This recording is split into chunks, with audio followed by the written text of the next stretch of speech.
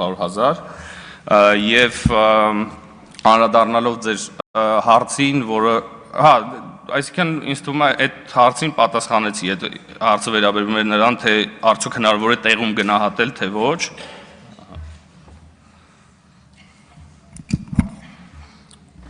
Չէ, այդ որ ուղղակի օրինակ բերեցի, այն մարդն ասում 150,000 եմ, ասեմ ես չգիտեմ, արի նայի։ Հիմա խնդիրն ինչ է, արհեստական խցանում ստեղծելու համատեքստում է հարցը ստրվում։ Դուք ասում եք մեքենան պետք է հեռացնես, եթե այնպիսի վթար, այնպիսի վնաս չկա,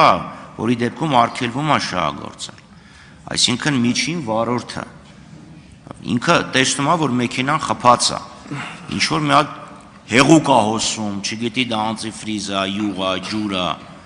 ինչ որ գոլորշի է բարձանում։ Այդ մարդը չունի այդքան գիտելիք, որ ասի վթարը, վնասը, որ ինքը ունի, արդյոք դա դեպքում թույլատրվում է շահագործել, թե չէ։ Եվ իր մոտ գնում է դեպի ավելի ապահով գործունեության ընտրությունը։ Այսինքն չքաշեմ, թող գան տեսնեն շահագործելու իրավունք ունեմ, թե չունեմ։ Այս պարագայում ձեր օրենսդրական նախաձեռնությունը ինչ լուծում է առաջարկում։ Չնայած կրկնում եմ, այո, մի թեթև երկրներ խազել գնացել են, առավոտյան ժամը 8:30-ից մինչև 10:30 խցանում է, որ ընդունելի չի։ Բայց խնդիր կա, որը իմ կարծիքով կամ միգուցե ես լավ չհասկացա, եթե բացատրեիք ավելի լավ կա։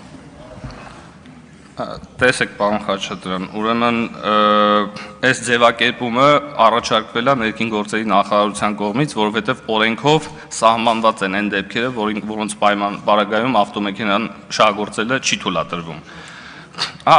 Ես ասում եմ, որ օրենքով դա նախատեսված է։ Երկրորդը, քանի որ բովանդակային առումով այս օրենքը ըստ էության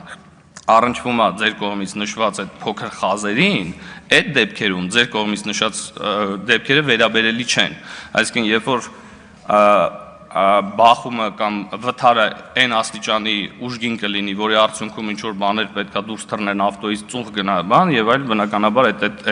այն դեպքերը չեն, որը քննարկման առարկա է։ Եվ ուզում եմ նաեւ տեղեկացնել, որ բարեբախտաբար այս դեպքերը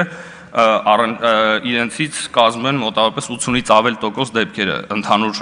վթարների, ինչը վստահաբար էական փոփոխություն կստեղծի այս օրենքի ընդունումից հետո։ Սերգեյ Բագրատյան, համեցեք։ Շնորհակալություն,